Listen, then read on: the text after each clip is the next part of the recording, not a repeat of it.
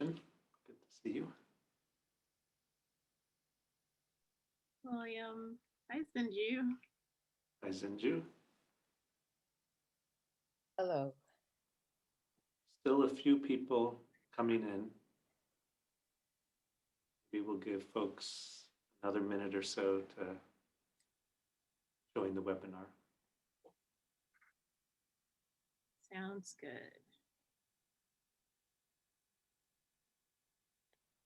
The lighting changed in my room.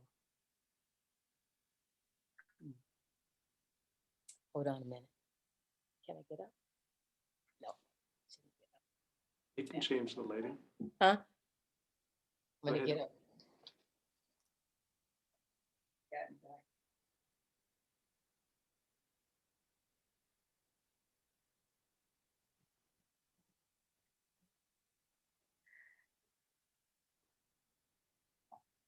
That's better. Okay. I love the New Mexico light that is Yeah. coming in. It's nice to think of that there. Yeah. Really beautiful.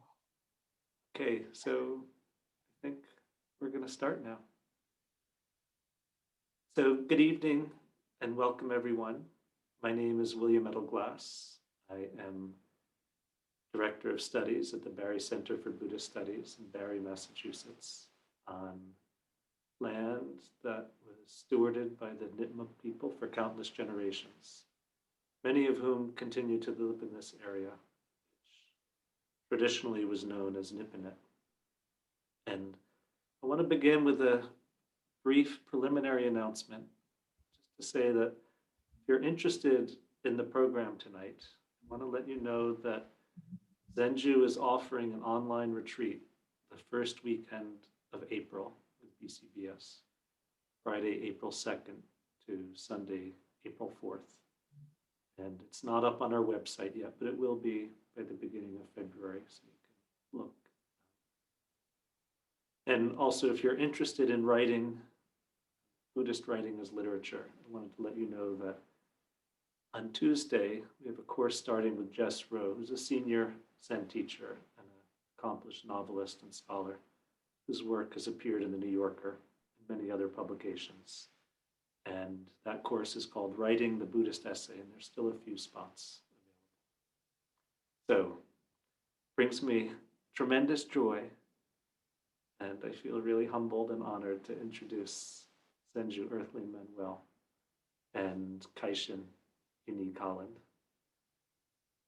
Zenju's teaching is informed by her years participating in Native American and Indigenous African traditions, the Church of Christ, in which she was raised, and several different Buddhist traditions, as well as the academic traditions in which she earned her PhD, and the literary traditions in which she participates. And for some decades, Zenju has been practicing and teaching in the tradition of Suzuki Roshi in the San Francisco Zen Center, and is the Dharma heir of Blanche Hartman.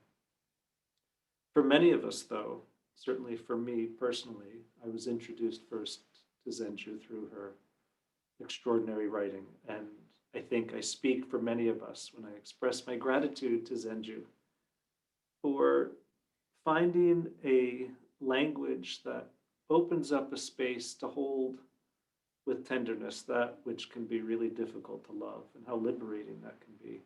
The language that gives voice to pain and suffering, as well as to the possibility of peace with honesty, vulnerability, care, and wisdom. I feel like Zenju, yours is the voice of the storyteller and poet whose affirmation of belonging and peace is so powerful precisely because you are looking at wounding, at the burdens of personal, generational, and social harms. And for me personally, as I've told you, even the titles of your books I find really beautiful and inspiring.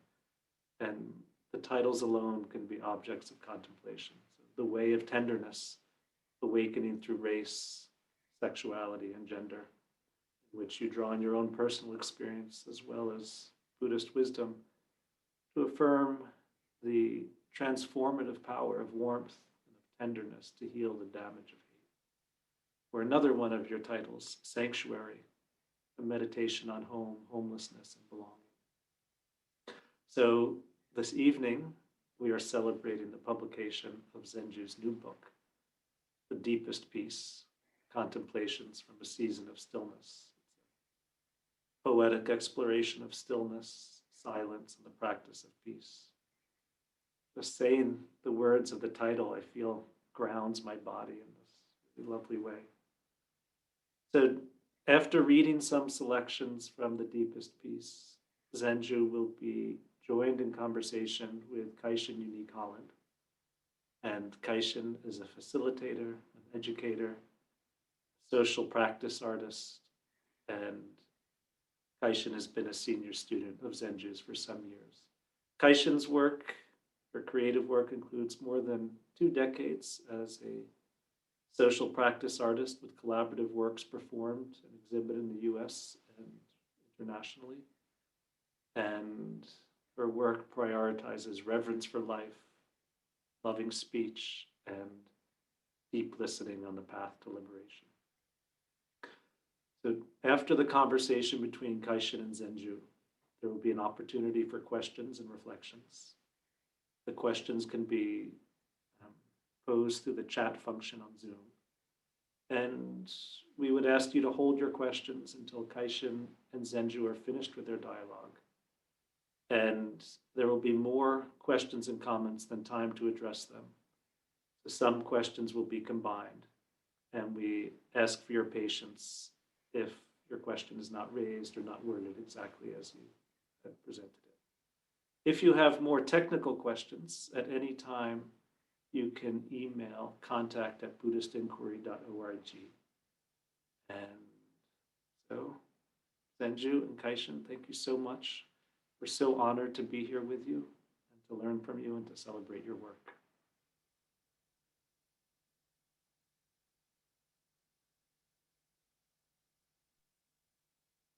Thank you so much, William. What a beautiful introduction. I think that we're getting started initially. Zenju, you're going to do a short meditation for us? Yes, I will. Yeah, I'll do a meditation, and then I'll move into reading from my book, and also just connecting.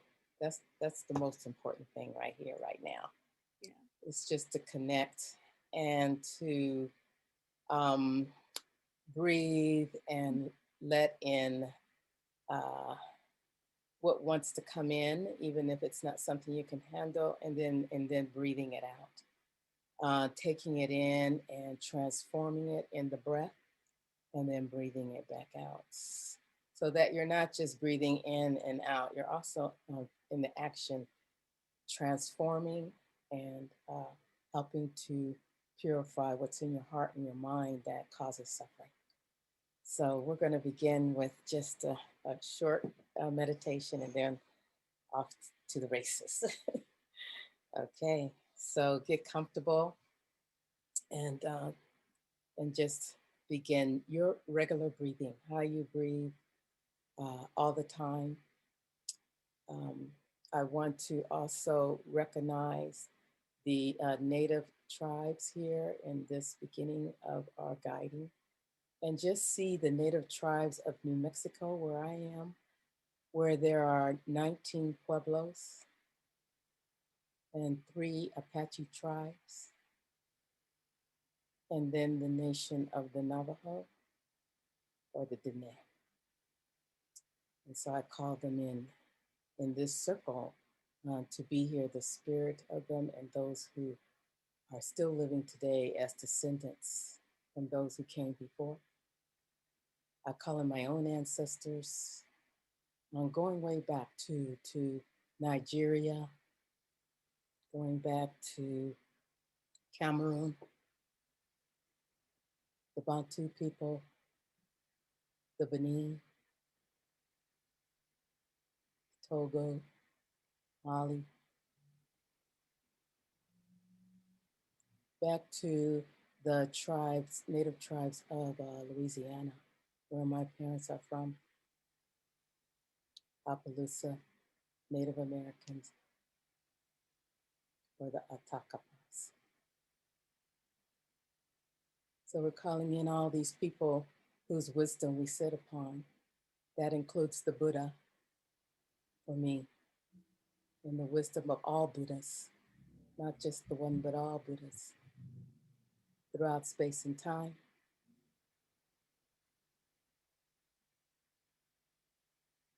All Buddhas of all genders.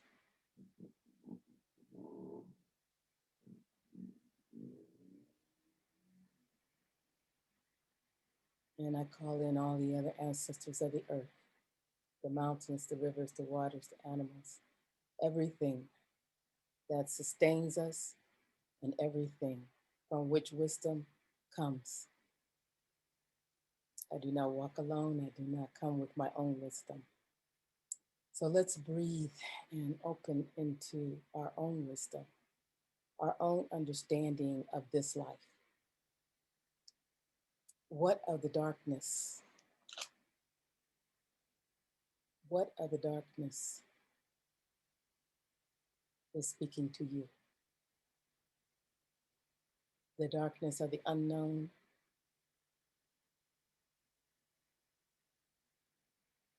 and the darkness of that which does not feel so good.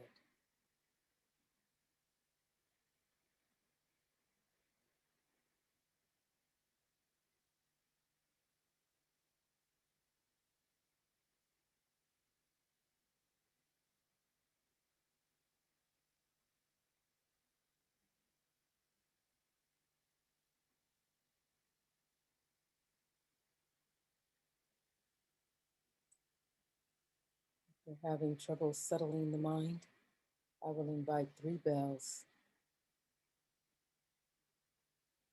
And just listen to the bell. Just give yourself 1 second to listen to the bell.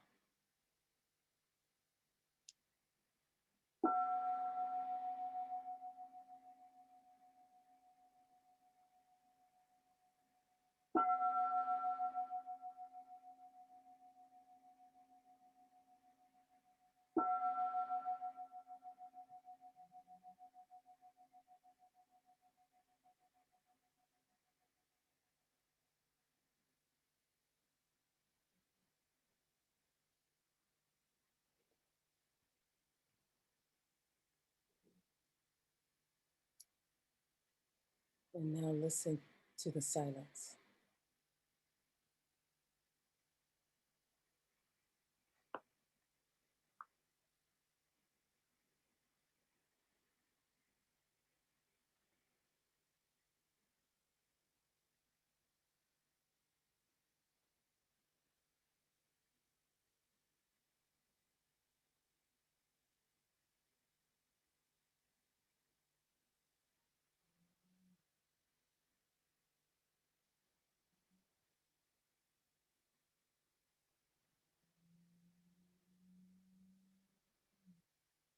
Continue breathing. The breath you've been breathing from the day you came into the world. Nothing special.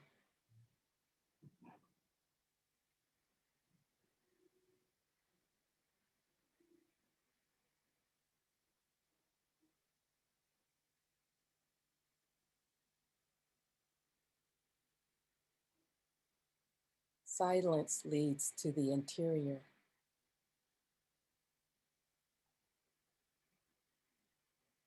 where moss grows in layers.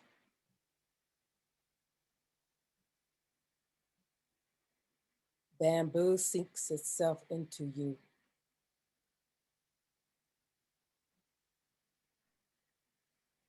In your innermost earth, the deep speaks.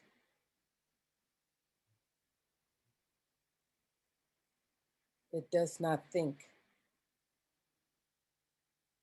It calls.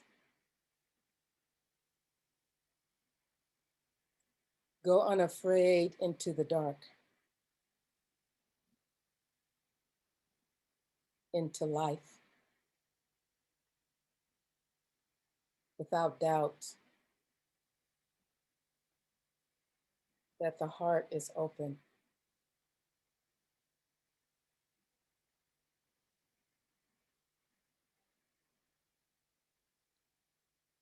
What is it? What is being said in the dark?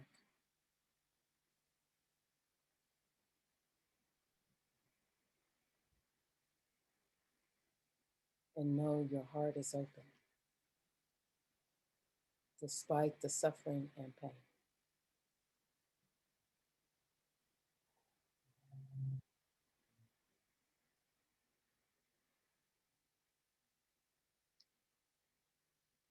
Go unafraid.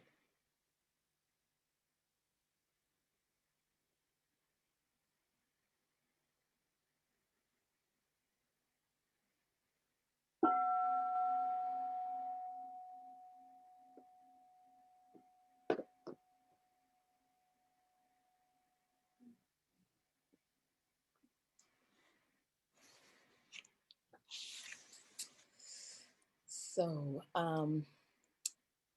I shall read now, right? I'm going to read something. Actually, what I just said were some words from the deepest peace. But I'd like to read this other prose section from the book, and then we'll move into the conversation. I really like questions, so hopefully we won't spend too much time just hearing me, my voice reading. So I am going to read from the book. This is the book, which I love. And I wanted to, just before I go on, to thank Barry Center for Buddhist Studies for inviting me, first for just recognizing I had a new book out, and then inviting me to do the book launch. That was just amazing to me. So thank you. I'm going to read, it starts at page 95. It's called Quietly Undone, Disruption as Nature. Maybe we can feel that disruption part right now, but maybe we're learning to feel it as nature. I've been through catastrophic experiences that have dissolved everything. And there have been swift moments in life of being shaken loose and then recomposed.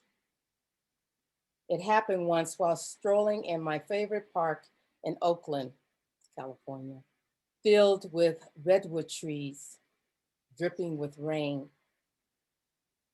I can feel the paved road not allowing my feet to sink into the earth. I switched to a dirt path where the wet shavings of bark and dead leaves cushion my landings. The tall redwoods block the sun. Without any warning, a wind smothers my hearing. I'm startled and chills take over. I stand still. Nothing or something out of my control is happening. My walk has taken a turn from a calm stroll to an uncertain venture. Next, I hear a dog barking, and the sound of large wings hovers over my head. A vulture. I stand still as it swoops down, passing close. There's nothing to do but stand there unraveled. When doing is done and there's nothing to do, you meet what can't be imagined. You discover vultures don't sing, they bark. We are to be undone. This is life. There's no getting around it. We unravel over and over again. Life gets disrupted. We are thrown off. We face the unimaginable. It's sobering, ending up. in a place that we thought we'd never be. In that strange place, we are quietly undone. We're not who we thought we were. We burn away, and then immediately we want to sweep up the ashes or whittle and sand the charred pieces to make a smooth mound of life. A mound that, if breathed upon, would come undone again. We create mountains from the shadows left behind by disruption, only to find out after climbing such mountains, we could have just walked through them. We struggle with the waters of our lives. We struggle when the waters of our lives are disturbed and our reflections appear distorted and unfamiliar. We run from the waters. Being undone, we discovered we'd been fooled by wishing wells and have mistaken the fire of desire for radiance. We're stunned. I'm gonna skip over a little bit. We live in societies that reinvent themselves after each destruction. Often we use the same old bricks to rebuild. It's a shortcut to quiet our fear.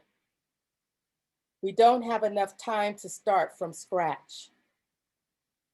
We won't demolish constitutions, legislations, preambles of human rights that have long outlived their functionality.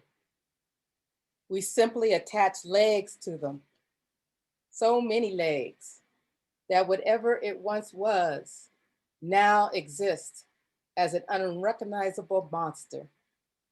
And no one can find the body, the core, the breath, or the intention for peace. When what we intend for our life has been destroyed, escaping the world is not possible if there is an intention to live. We keep living, knowing that in a moment, in a day, a year, disruption is coming. Couldn't this be called magic? That something of our own, not of our own choosing, comes and makes things appear and disappear in our lives. Our hands are unfolded. The palms are wiped clean of imaginings and made ready for what's to come. Feet are made smooth when thorns are plucked from them. Our minds are blown open so that wisdom can be placed in them. An elixir of tears is gifted if we are fortunate. To be undone is a mystical occurrence, a state of being in which we are rendered eyes open to the unknown. We see, hear, smell, taste, think, and can do nothing about it. All doing is done. I'm going to stop there. So I hope that touched you somewhere. I mean, it touched me. I wrote that piece a year ago, so I didn't write it yesterday. I didn't write it last week or last month, or I didn't write it in 2020. So it always amazes me. Yeah, when it comes forward. So yes. I'm ready for my questions and conversation with Kaishin. I want to just first say thank you. I'm so excited. This book is a gift. I mean, like, look at all the tabs. It's just like so amazing what you put together, and just in time. Like, I feel. Can you speak up a little bit? I can barely hear you. I'm sorry. Okay. How's this? Can you hear me better? I think it's better. Yeah. All right, good. I was just saying, yeah, I'm so grateful for this gift. And it seems to me, like in my life, just in time, the words that you're sharing here, um, this mystical occurrence of being undone, quietly undone. And in the course of like a natural process, um, such an interesting way, a different way, I feel, to think about how to handle and hold all of the chaos that's happening around us right now. And um, you share a lot in this book and in this section around the sinking into the earth, connecting to the earth as a way to cultivate stillness and peace. And I wonder what you might say about like how that it's different than burying your head in the sand and turning away from what's actually present for people. Okay. You know, I feel like my life has had insurmountable suffering. And I have tried that, burying my head in the sand and trying to go along as if nothing has happened, and found myself um, completely shut down, really, not able to connect to my own life, let alone the world. And so I didn't really enjoy this kind of shut down, disconnected place. It, you know, it kind of dampened the reason or purpose to be alive, like it wasn't engaging. And so I early on decided I had to find a way to deal with suffering and to deal with things that just kind of pop up into my life. And I feel that the Dharma, my Buddhist practice, was the most important path because it helped me just continue to be in the disruption of life as life. And I didn't enjoy that in the beginning. So I didn't enjoy my practice in the beginning at all. And I complained a lot. And I would get a lot of from teachers in both Buddhist traditions I was in. Congratulations, you're alive. And when I began to really hear that meant I was alive, then wow, it meant all of us were alive. And so even if you bury your head or shut it out, you're still you're still going to be impacted. You're still going to be a part of this wonderful interrelationship that we have with each other and with the earth. So I think it's really quite magical that something comes into our lives, our mystical, if you want to use that word too, that just swoops us up off our feet sometimes and puts us in another place that we never thought we'd ever be. And so I have learned to ride that wave. Probably people who are surf or something probably understand that. You ride that wave and end up someplace, and maybe you're dunked deeper into the water, into the wave, and you don't know where you're going to be, where you're going to land. And but I think that even if your head is buried, you're in it. You just have your head is just buried, and you're not seeing. You're not going to be able to receive the gifts that are coming toward you. What's in the darkness, what's in the disruption that is bringing something to us. Right now, it's where we're at right now as a country. It hurts and it's a lot of suffering, but I'm very excited about the things that it's bringing and the changes that I see that I had hoped for, that I thought would happen, and it is happening. And so while things are being destroyed, there are other things arising, and we're learning different ways, even how to be engaged in our activism and engaged in justice. And so that's I could go on. Thank you for that. It's gotten me thinking too about this offering as a book of poetry, and how that's different from your previous writing, and perhaps I would imagine what people would have expected your next published offering to the world to be. Um, can you speak a little bit about like why you decided to go into exploring poetry and offering this up as your next piece?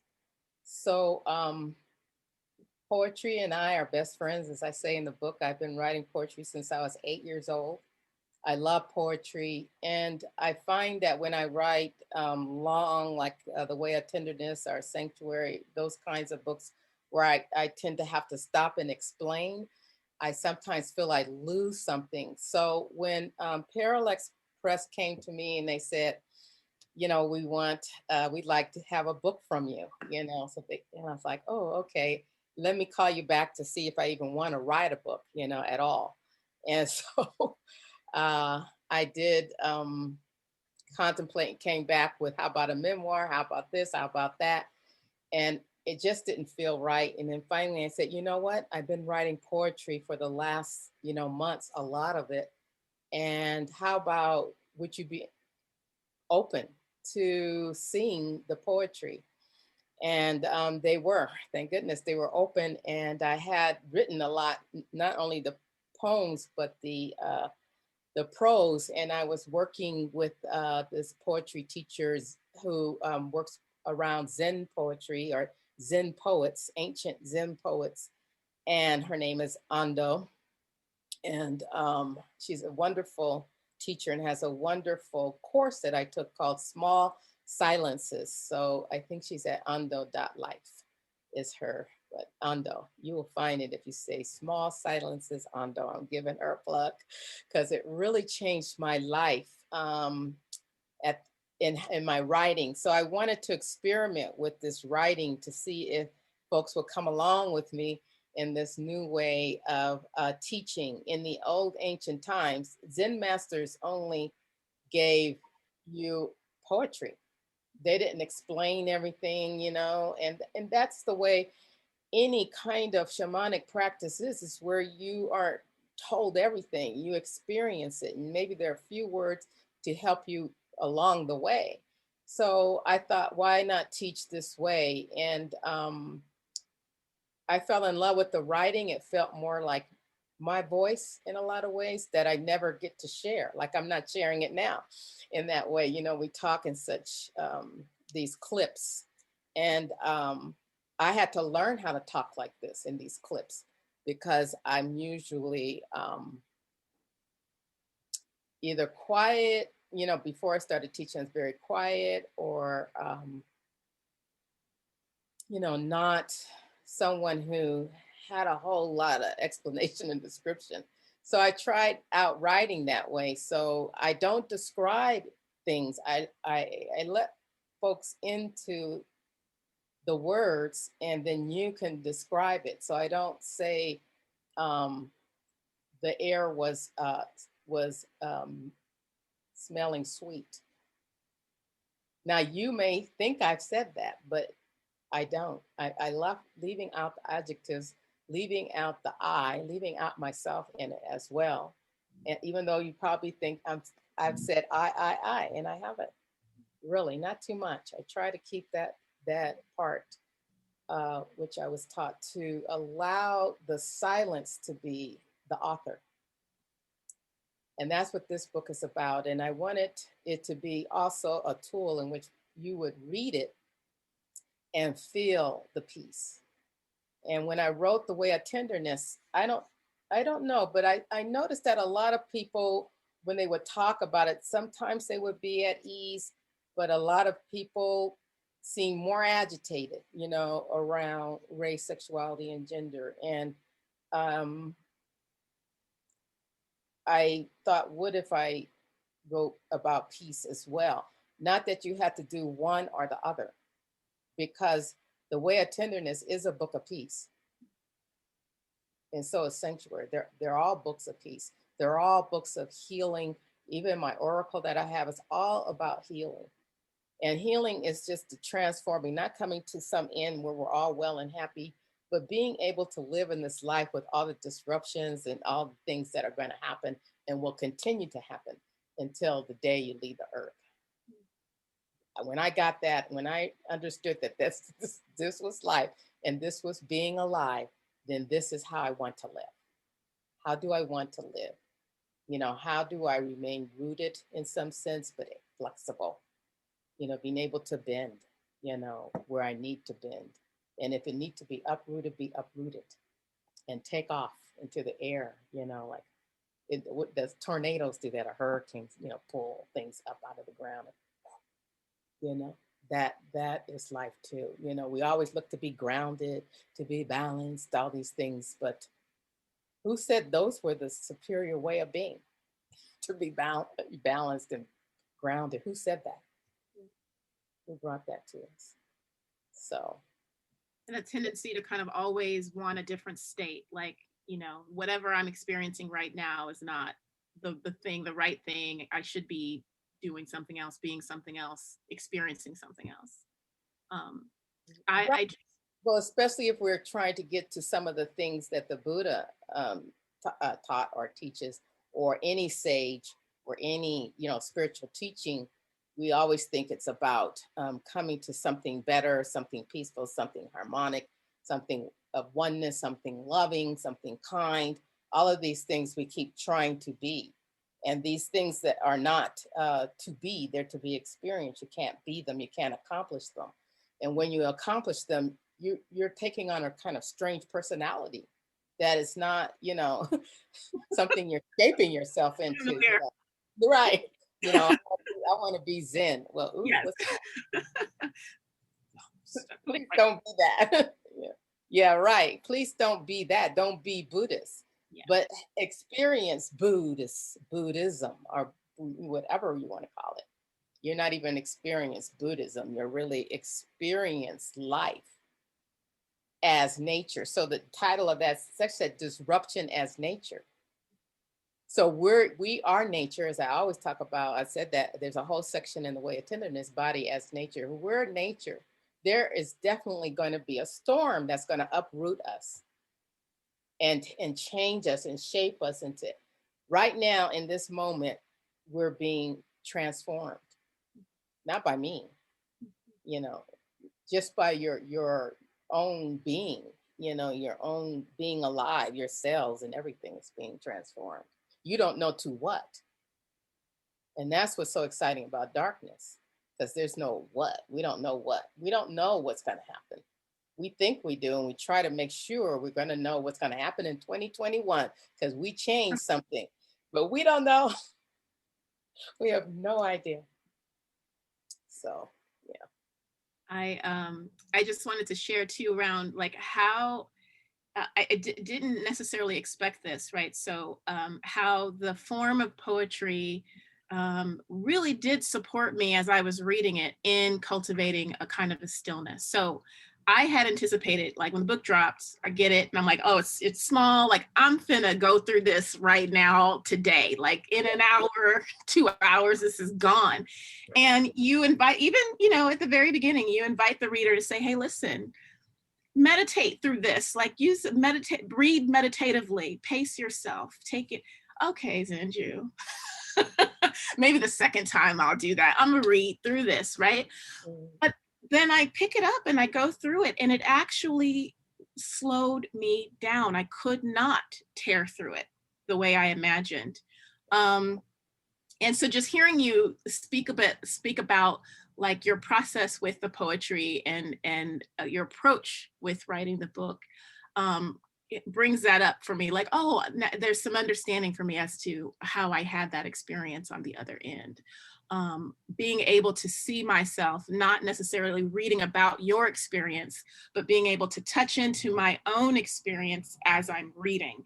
And at certain points, I had to close the book and put it down so that I could be with what was emerging for me in that. So yeah, just really beautiful. I mean, each word, and I learned this, you know, with Ando, each word is like a meditation. So I would take my time, each sentence, each word, like the shorter poetry, sort of non-traditional haiku and long poetry that goes along with the prose. Each word I had to sit with, each like hours sometimes. So if it were going to be a bigger book, it probably wouldn't get done till another decade, because this short amount I had to really sit with and not really tell people what peace is. This is peace. And not gotten into a little bit of discussion with one of the editors who she thought I was putting down the peacemaking movement. And I wasn't, because the peacemaking movement is the peacemaking movement. That's what it is. But it's not the peace I'm talking about here. I'm not creating a movement of peace. We have movements of peace. What I'm just, like I said, being a scribe. Can I sit and be a scribe for the animals I'm looking at, for the wind, for the plant, for the cloud, for the mountain? And it was amazing just to listen, and to hear something other than my own voice. Of course, my own voice came in there, and a lot of times people feel poetry should be descriptive or flowery or those kinds of things. I do write another kind of poetry that's very secular, and some of it is definitely very political around Blackness, and that's a whole nother, hopefully I'll be able to present that in the world in a book form. Somehow I've done a little bit of it in other forms. So it's just, very exciting to be able to put out a book like this that's so different. And I took a risk, because you can lose your audience when you shift your style. And so I don't know. I think I could have lost some people along the way, but I sure have gained a whole new group of people. I've been getting letters like almost every week. I'm getting letters and emails, rather when I say letters, emails, and messages on Facebook. I'm sorry, I don't do Messenger on Facebook, or whatever Messenger. I don't really respond to those. But believe me, the words come to me. I've gotten them, and I'm very excited about the folks who going into the poetry world. And soon I'll be doing. I think this might happen at the San Francisco Zen Center, a workshop with Ross Gay, who wrote the Book of Delights, which is a big seller, and he's a great poet and has had many awards. So it's putting me in this world I've always been since I was 8 years old. So I'm very excited. I'm so jazzed. And still carry through my practice. My Zen practice is right here. My beingness, and writing experiences without going to describe everything about it, but to present from this place of silence. Like, that's what we could do now in this time, is from our soberness and being stunned by all that's going on. Even we're traumatized. We're always traumatized. We've been traumatized. We're going to be traumatized. And to use that to stop. I'm using mine because I'm greatly traumatized. Using my trauma, to see and breathe, and to feel my body, so that I can hear, that I'm listening. And that's really all the Buddha was asking of us. Yes. Not to become anything. I haven't become anything other than this body. Yeah, I really appreciate also, in the book, so using our lives, the trauma of our lives, also the mundane activity to explore, investigate stillness, peace.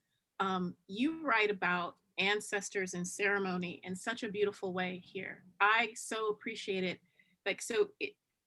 There were different experiences that you shared in terms of ritual and ceremony, from Zen training to pouring tea to one of my favorites, your experience of making gumbo with your father.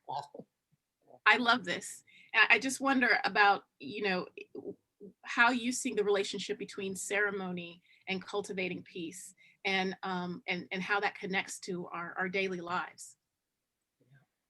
I've almost come to call myself a ceremonialist because I really am understanding myself more and more that ceremony and ritual are how I have survived the oppression, internalized oppression, the oppression that comes at me. I have learned to take these aggressions of the world, anything of the world, from my job, school, family, anything, to into ritual.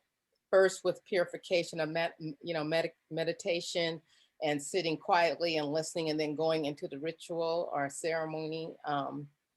And so it became, all along my practice was Zen. I also was practicing in a community that of Lakota traditions, with Lakota traditions of sweat lodge and dancing and all kinds of things. Those, both Zen and those ceremonies together pushed me deeper in a ceremony. I had done a lot before too with African communities. So I had gone deeper into, it's amazing that you can suffer so much and then just offer incense or bow or chant or sit in the ritual of zazen or sit in the sweat lodge or do these things to be with the woundedness and the pain and the suffering, but not to hold on to it, to go through it by these actions of the ritual and ceremony. So you have to be very careful when you're in ritual and ceremony. Are you reifying your suffering and pain? Are you going in and going, woe is me, woe is me, woe is me, and then you come out, woe is me? So you have to be very careful what's in the mind and the heart, and going into meditation or zazen, if you're Zen tradition, as the way we are in Zen tradition, the ritual of zazen. So I feel like when I'm writing, it's a ceremony. So I have various trinkets even around me. Behind me is my ancestor altar. This is where I do some writing. I have things like, this is my little dragon. And, that, breathes fire and illuminating fire. These are the kinds of things so that keep me grounded in what I'm saying and what I'm doing, but also even when I'm not grounded, to be able to touch into the unseen, and the only way to touch into the unseen is to listen and to be still. And that's what we're doing. That's why I call our practices, all of our practices are shamanic. There is nothing on this earth that didn't come from the earth. How we got away from the earth, so we don't feel like when we do meditation, we're going back to the earth. We think we're trying to do something with our bodies and mind, but actually we don't have the wherewithal or the skill really. But we do have the skill to sit still. That's inherent in us. Stillness is inherent. We do have that. And we do have a breath. So we can connect, and I give thanks for that, that we can connect. So that's something ritual and ceremony offers, a place of gratitude and a place where one can lay down their pain and suffering on the altar. Altars are real important to me, just symbolically. You don't even have to have one. You're laying it down somewhere. You're putting it somewhere, in your ice cream. I don't know. Wherever you put it somewhere, So the deepest peace itself was written in ceremony. The sun rising, the sun coming down, and the people who are involved, like my father, making gumbo, ceremony. Everything is ceremony in the rituals. not our habits, not our ritual habits, our routines, but rituals in which there is transformation. So you might have a ritual of watching TV, but is there transformation in that? I mean, you could. I've seen some wonderful um, documentaries that have transformed my life. It's on TV. So it depends, how you use and utilize what's here on this earth. Everything. How do we utilize racism? How do we utilize sexism? How do we utilize oppression? How do we utilize what's been dumped in our laps? Not only just going out to vote, we still got to use this fodder, mud, to sustain, the spirit and the soul. So, yeah, and the mentioning of the transference, like the passing, like going back to the gumbo thing just real quick, it just blew my mind. okay. You wrote like making gumbo for him was not cooking; it was a ritual of his past.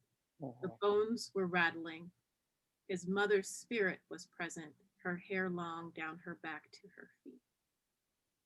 Like this presence of more than what's happening in the space. And I'm thinking about how you connect practice, the earth, stillness, and the ancestors, and seeing the ancestors in all of these different places, and how that supports this cultivation of deep peace. It's very, really compelling. You have two really prominent places that star in this book: your home in Oakland, California, and your home in New Mexico. And I don't know if this is just me making things up, but what struck me was around that there's so much richness in the description of the landscape.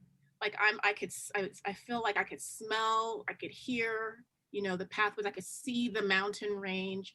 And it's been my experience typically, the Zen life, Buddhist, whatever, is, it's about like finding those far away, peaceful, beautiful, natural places to be.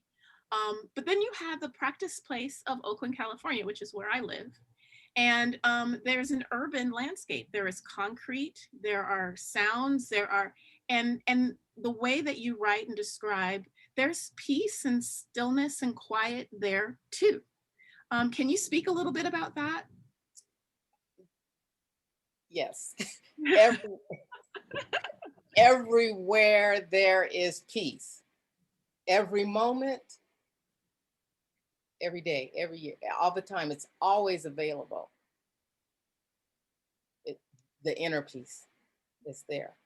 Yeah, we have to use that inner peace to do the work out there, to do the peacemaking. But it's everywhere. So yes, you can be in the city, like Oakland. Sometimes I'm the same peace that I talk about of the mountains and the desert. It's the same peace you hear me talk about in Oakland when I hear a rooster or, or something, see the stars or the moon or just looking at orchids, so accessing that peace at every moment, is a practice for me. It had to become one, or I would be, I don't know, I know I might be a little bit insane because I even have chapter poets are insane, but I would be just like out there and lost if I didn't take time to do that. So you can't wait always to go to a center, or you don't have the money or whatever. It can be right in the moment. It can be as you're walking. What do you see? You see everything. You see all of it. I even talk about violence, that there's peace in the violence.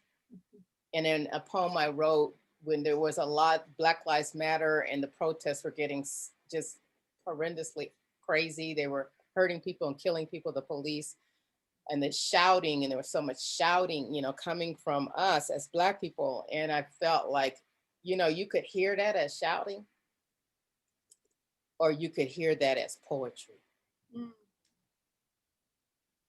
And if you hear it as poetry and it's still shouting, then you have a different experience of life in that moment. So I think that that's important too. So I think let's go to some of the raised hands. Yeah. I've got a couple questions that have come through. One, this is an interesting, like how much of your writing do you feel is yours and how much is it spirit working through you? All of it's spirit working through me. When it gets to the editing part, it gets a little bit more difficult. But in the writing, I just flow with it. And then the editing it has to be written so people can understand it. And I feel like I write in the voice of spirit. So sometimes it doesn't make a lot of sense even to me. I'll go back and say, wow, what? Or I'm writing and I know that just wasn't me. I'm just not that smart. I think I'm smart, school smart, knowledge smart, but wisdom, I have to access it. I have to wait for it to come through. So all of my writing, I don't think I'd write at all if it was just me pontificating, just thinking. I think it's boring. It would bore me. So that's why I have to be careful of topics. So it's always spirit for me. Okay. Here's another one. Can you say more about finding gifts in the darkness while navigating white supremacy and capitalism during a pandemic and collective upheaval? Right. Yes. I'm young and Black and already very tired. Yes. And you should stay tired. Be in the exhaustion because you're tired because you're busy trying to get rid of it all. I want the pandemic to be over. I want this racism to be over and oppression to be over. And I can't be with it. And the more you're there, then the more you can't live your life as it is this moment today. And so I didn't say there were gifts. That's what people think I'm saying when I say there's something to get out of the darkness. There's no gifts all the time. It could just be more mud. So until you're understanding what the mud is doing to your life and to our lives collectively. So there's a particular life, right? And a collective life. So together, we want to bring those things together. Those of us who sit meditation, that's what we're doing, is bringing the particular and the particular or individual and the collective together so that there's a union with what's going on and one's life. So you can't push it away. If you're pushing it away, what kind of life do you have? A life that pushes things away. So if you have, for me, you don't have to. I have had to have a path, a spiritual path all my life. I really enjoy going to church. As I was telling someone recently, I enjoyed it. I would be sitting in the car waiting for the family to get in the car so we could go to church because I was interested in what is this life and what is death and what are we doing? I didn't like some of the hell and brimstone that was going on, but I would listen anyway until I heard something, that sparked. I think that comes out of that silence. So living with what we have and not to run away from it because it could get deeper. Where are you going to go? And so people do leave because we don't know how to dwell in darkness. We dwell in it as something oppressive and sad. And yes, we do have depression. I've experienced it and experienced it off and on.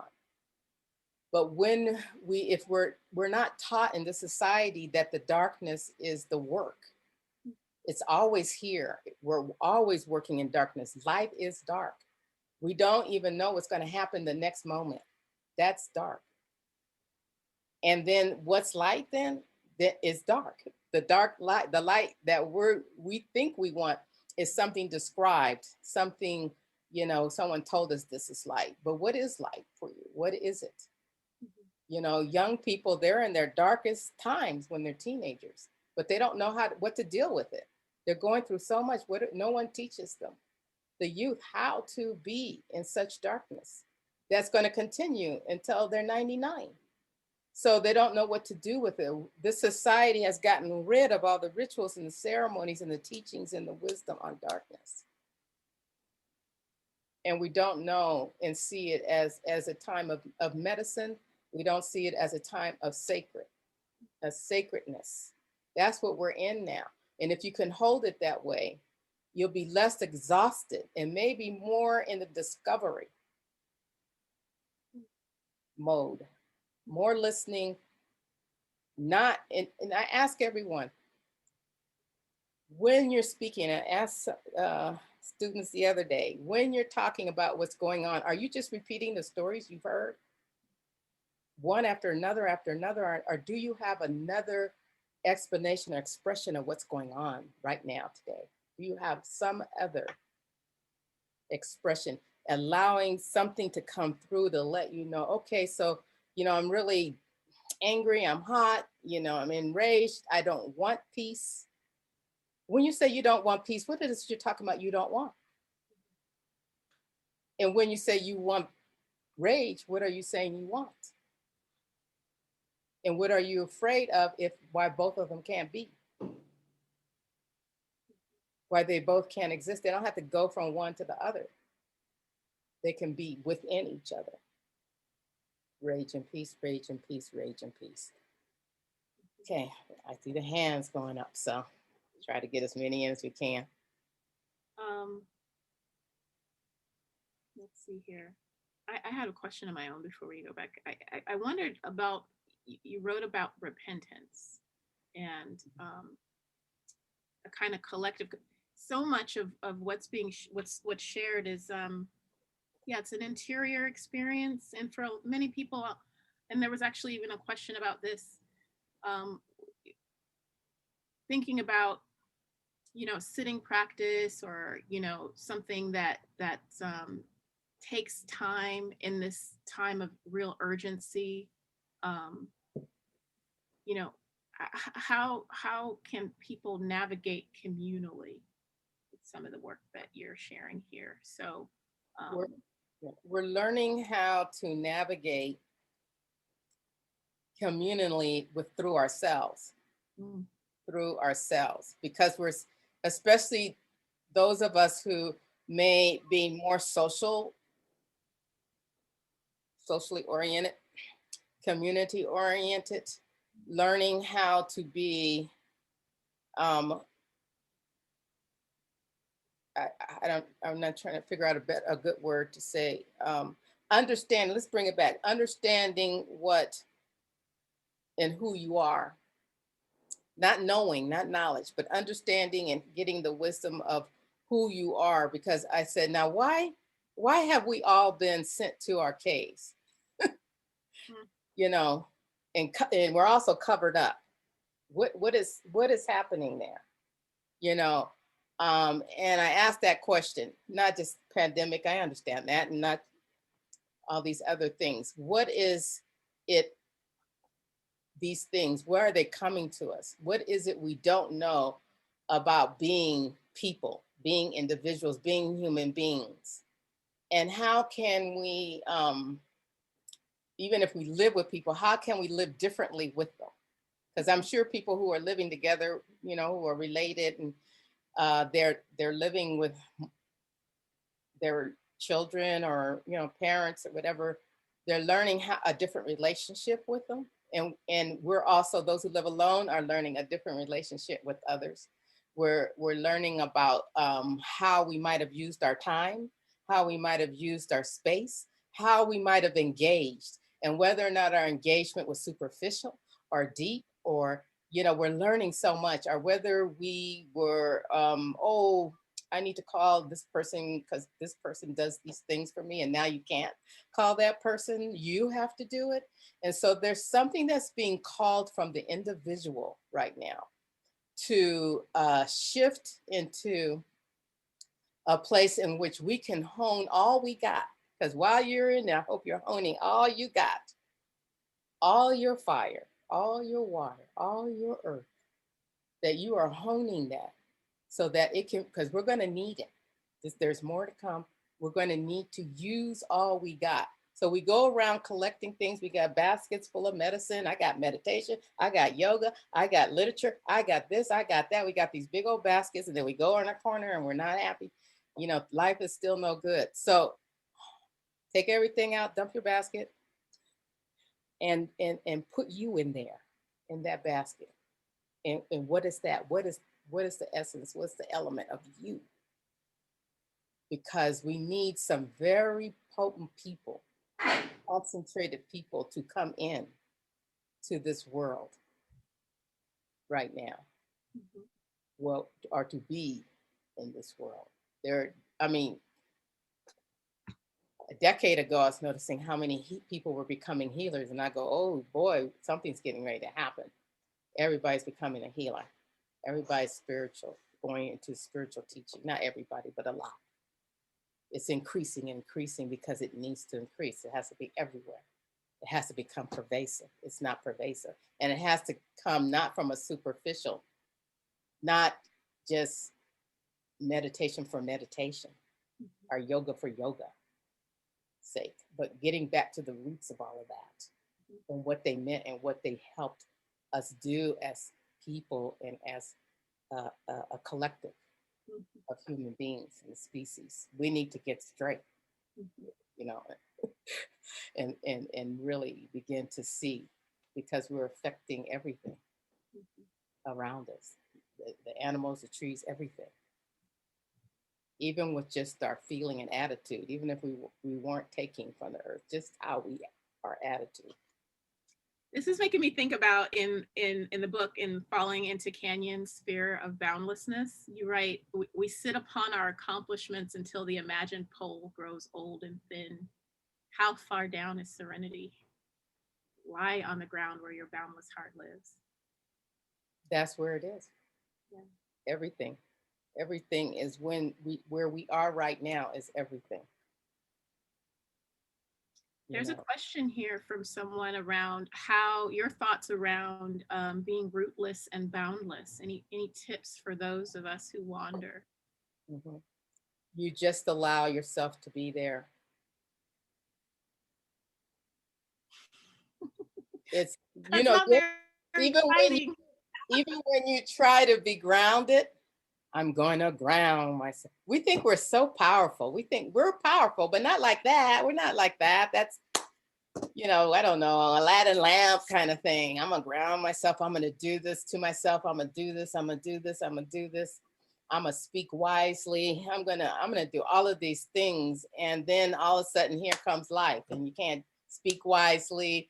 You know, all of these things happen because we're not trying to become things, you know, but when we are uprooted, ungrounded, Pema Chodron's a good one for telling you this one. So read her books, When Things Fall Apart, read it. Yeah. That's a powerful book. It really tells you that is the place of transformation. How are you going to change when you're all packaged up and rigid and got it all together and poop, you know, and then when something tries to push at you, we're very rigid. We bounce back. No. Bounce back. No. So even, you know, my own ideas of Blackness, whew, that was a really big one for me when I first started practicing. That's why I say, you know, not hold on to your identity so you can tell them I'm Black and you're white, but holding on to your identity as fodder, something to look at and see in your meditation and in your practice.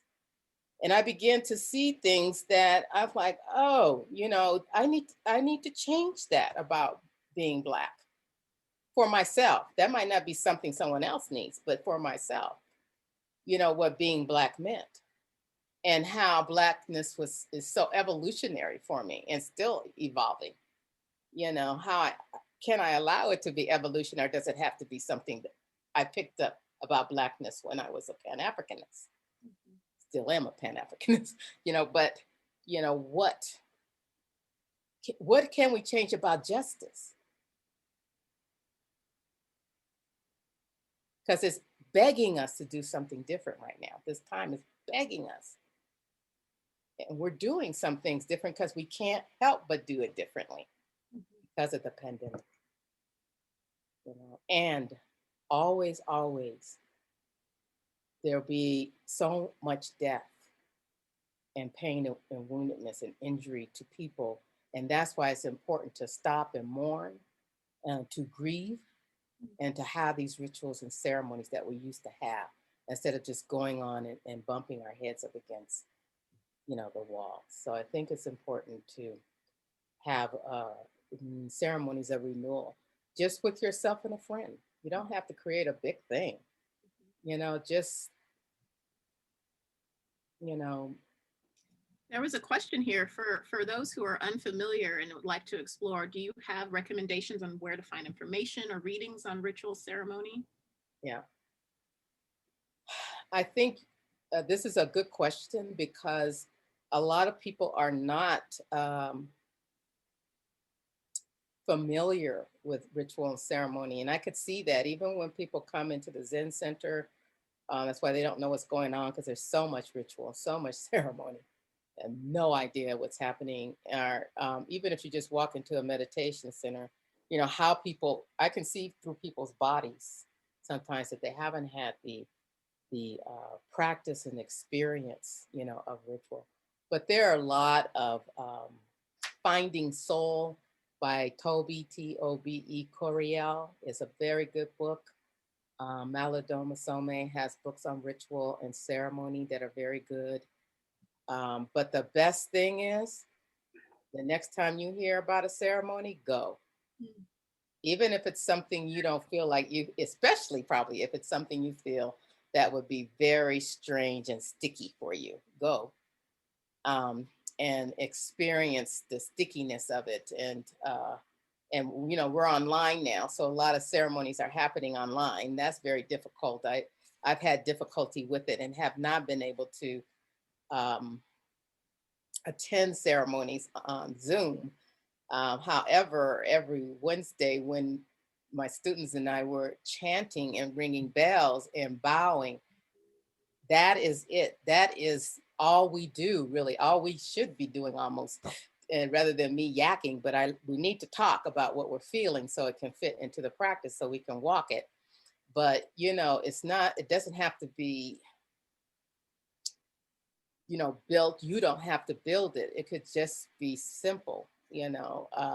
But next time you hear of a ritual or a ceremony of some sort, don't be afraid of the word shamanism or shaman. You definitely, I just don't walk into anywhere. I usually make sure I get referred or I'm referred or I, you know somebody else who has done it. I don't just walk into blanket any old kind of ceremony. And I prepare myself for everything, even for going to meditation. You know, I make sure I eat right. I have enough rest before I meditate. You know, if I'm not doing all prepared, then, you know, so sometimes we're not preparing. Once you start preparing yourself, the rituals and ceremonies come to you. I didn't go looking for a ritual and ceremony. All of it came to me. I was invited to Sundance, invited to medicine ceremonies, I'm always invited. And I know that's because of how I pray, you know. So, so it's important to just try and find somewhere, even, you know, our churches have ceremonies, you know, go in and, you know, you don't always have to just listen to the preaching, but all the things that people are doing, you know, the bowing, the clapping, whatever they're doing, the communion, you know, all of that is ritual. And just do the ritual in presence and see what comes up for you and what comes up for you. Do it in silence. Don't be going, what's wrong with that guy? You know, what's wrong with that girl? You know, don't get caught up. Engage your spirit in the movement, because most people, you know, don't have the experience. I hope to be offering more myself, at least around this seasonal, the seasons like solstices and equinoxes. So, another question. Great. And there's a follow-up with that because I think that folks weren't able to catch the recommendations. So if we can get those into the chat or have them written down some way, or if you repeat them, maybe I can write them down now. Books. Yeah. Books. Tobe, Tobe, Coriel, Correal. R-R-I-E. Finding Soul. Great. And then Malidoma Some. Oops. He has a book called Ritual and Ceremony. Malidoma Some. Malidoma Some. Ritual and Ceremony. So then you go, oh, well, those aren't Buddhists. Those are Africans. African. Or there's native, books. Sacred Pipe is another book. There's so many, but the books are something to be read after. I read them after I experienced ceremony, so I understood them more. So I just open your heart. Just open your heart to it. It will come. The ceremony you're supposed to be in will come. Or just when you walk to the next Buddhist center or meditation, just walk into it in ceremony. That's what I do. I walk into the ceremony. So it doesn't really matter who's present at the ceremony. I walk into the ceremony as the doors open and I'm allowed to participate in them. I participate in them and I offer the incense and I do the bowing. And yes, there's the worldly stuff wrapped around because there's people in there with all of their stuff, including me. Yes, there's that. And I think that's how I survived Zen, is because I went in for the poetry and I went in because of the ritual and the ceremony. And it was the only thing I could find that was happening daily in community. I don't know of anything else like that. So. Kind of picking up after that, going into Zen for the poetry and the ritual, and then finding people there. Mm-hmm. And you share an experience about being at Tassajara and running into people and a process around having to repent.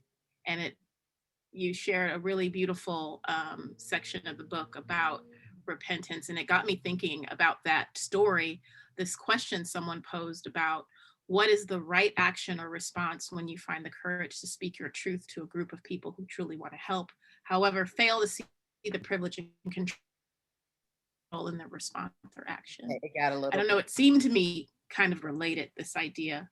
Okay. You got frozen inside it. Yeah. The question was, so the question was, what is the right action or response when you find the courage to speak your truth to a group of people who truly want to help, however, fail to see the privilege and control in their response or action?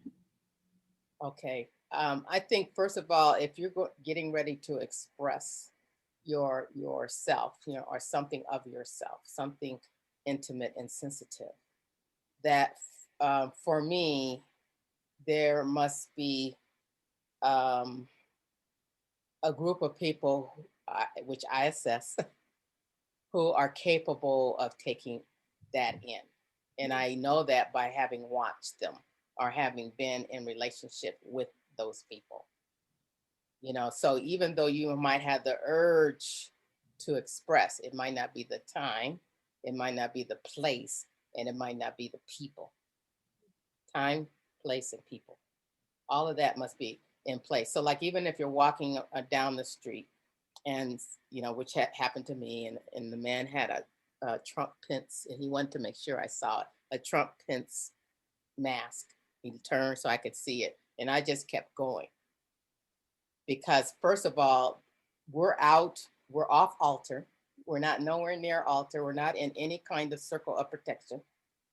It's not the time or the place, and he's not the person for me to express my deepest pain or suffering around what's going on in the country, or to engage him or feel like I know him and he might be look sane, but not, so you have to really assess. And first of all, the very first thing is, what's your motivation? Mm-hmm. If your motivation is to tell and speak so that they can change, back it up. because you're going to get in some trouble. You can practice that. I mean, maybe you practice that in relationship, one intimate relationship, one-on-one. You cannot change your partner.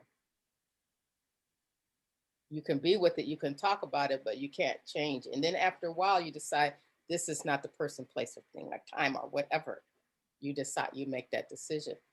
And the story in the book around repentance turns out to be, I write about renewal in the end. And that if one is not saying and speaking all the things that may have been human frailty on their part, but also frailty can be very liberating and powerful.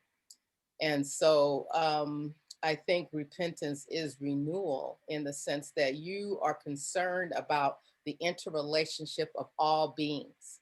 And because you are concerned, you are willing to share your part, what your part is in all that is happening, you know, and that's pretty powerful and difficult to do and vulnerable.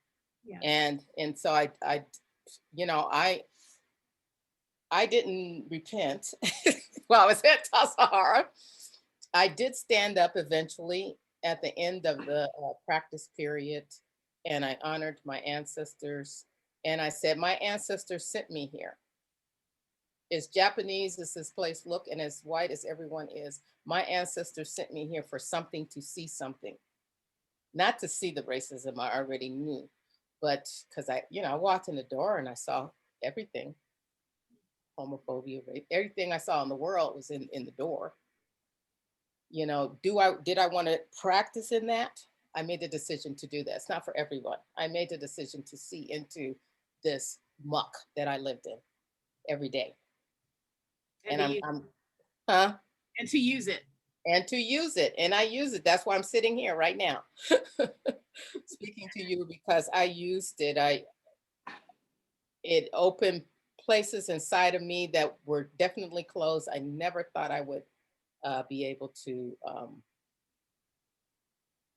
speak in this way and talk about all that's happened to me and still feel liberated. That's the tenderness I'm talking about in the book. There's a woundedness in the book, The Way of Tenderness. There's a woundedness, there's a paralyzing, and then there's a liberation.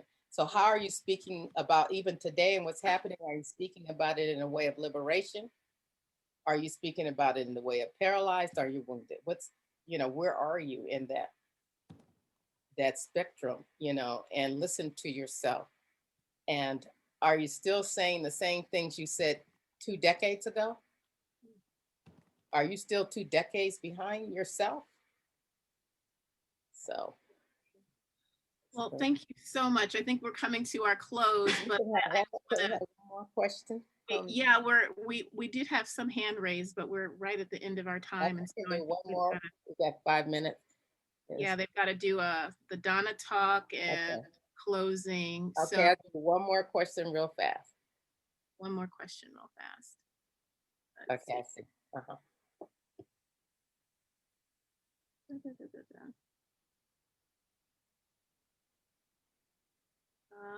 That was the last question that was fed to me. So okay. Place. All right. So anyway, thank you everyone for those questions. We could be here all night. And I hope to be back. I will be back, as it was mentioned earlier. I'll be doing a retreat, and it will be online for Berry Center for Buddhist Studies. And we're going to talk more about what we're talking about right now, and sit and laugh and hopefully and do ritual. Thank you so much for your teachings, Zenju. Thank you, Kaishin. Thank you for sitting with me, trusting me, and being a student with all the others. We have a wow sangha. It's like, woo-wee. It's such a great sangha. Thank you for being a part of it. Did I see William popping in? Yeah. Yes. You can pop on in. Okay, here I am. Thank you so much, Zenju and Kaishin. This was such a lovely evening. It's not over yet. Zenju will close with a final meditation. So before that, though, I wanted to share a little bit about the practice of generosity that has long sustained Buddhist teachers such as Zenju and Kaishin, and Buddhist communities such as the Barry Center for Buddhist Studies. In classical Buddhist traditions, generosity, or dana, which is etymologically connected to our English word donation, was regarded as the foundation of the Buddhist path. It's the first virtue of the Bodhisattva, and foundational, really important for Buddhists because it's both a form of renunciation from objects of attachment and also an immediate response to the needs of others. And it's also, this is really moving for me, it's what has allowed the transmission of Buddhism from one generation to the next as teachers and Sangha and communities trust in the unfolding of generosity. And this unfolding of generosity is what allows the teachings to live on. And we all support each other. And the teachers trust in the Sangha. Zenju and Kaishin are not contracted for their teachings. Rather, they are supported by offerings that are made by participants. And the centers like BCBS, where Zenju or Kaishin might teach, they are now closed because of the pandemic. So offerings of support now will sustain Zenju in institutions like BCBS, teachers like Kaishin, so that when the pandemic is gone, when it's subsided, Zenju has already planned to come to BCBS in 2022. But in the meantime, people need to eat. They need to pay their rent. And some of you have already offered donations, and we are really grateful for that. And everybody will still be receiving a link the next day or two to make an offering if you choose. And you'll also receive a little survey. You can help us if there is anything that you appreciated about your experience or that you think would benefit from changing technology or anything else. We're really grateful to everybody for joining us, for your practice, your participation, and your generosity. Thank you so much for being part of the BCBS Sangha. And thank you, Zenju and Kaishin, so very, very much from all of us. And Zenju, thank you for having a final few words to bring the evening to a close. Okay, I think we've had a long evening, and so I'm just going to read one of my favorite poems, and you just kind of take it in as meditation, and I'll read it slowly. And just begin and start by listening. Not to me necessarily, but just listening, generally listening in life.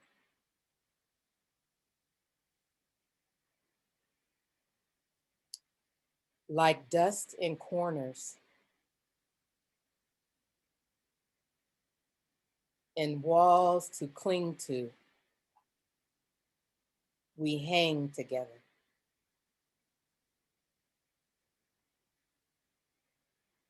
The door is opened. The wind comes. And we are sent off to another part of the room.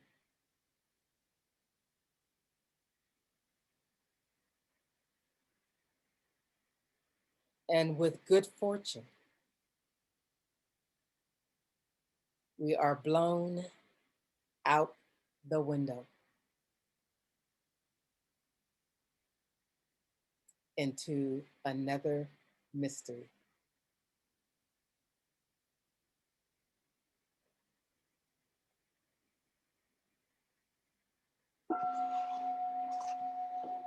Thank you again. Thank you for sitting. Thank you. Thank you very much. It's very satisfying. Thank you, Kaishin. Thank you.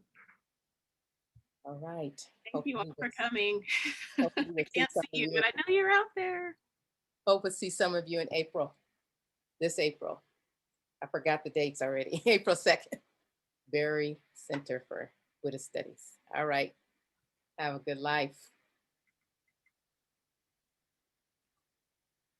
We can't see you.